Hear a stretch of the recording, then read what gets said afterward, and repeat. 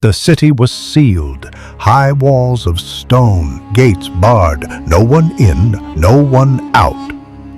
Jericho, the stronghold of Canaan. But outside its ramparts, a silence marched, not with swords drawn, but with trumpets.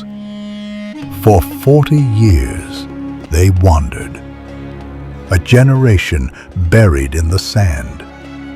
But now their feet stood on promise, the land sworn to Abraham, led by Joshua, a warrior shaped by wilderness and commissioned by the commander of heaven's armies.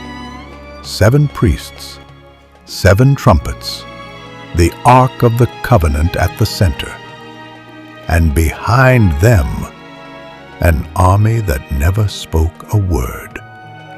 Day after day, they circled, once around the walls, then back to camp, mocked by watchmen, laughed at from towers. Jericho scoffed, but on the 7th day, the silence broke. 7 times they marched, 7 blasts of the ram's horn, and then Joshua cried, "Shout! For the Lord has given you the city." The ground split, stone trembled, and Jericho fell, not by might, but by obedience.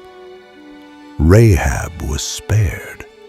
The scarlet cord held fast, and a nation stepped through ruins into destiny.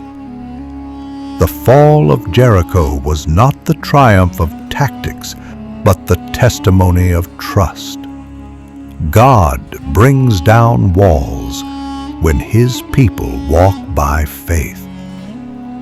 What fell in Jericho was more than stone. It was fear. It was doubt. It was everything that stood between God's promise and His people. And what rose from the rubble was a declaration that when God speaks, His word does not return void.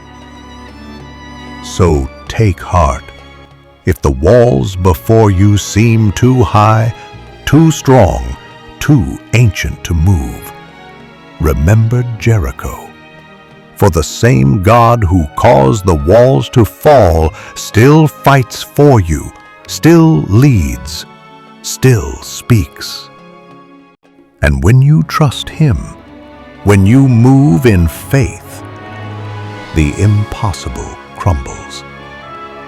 Jericho may fall again, but only to lift up those who walk in step with the voice of the Lord.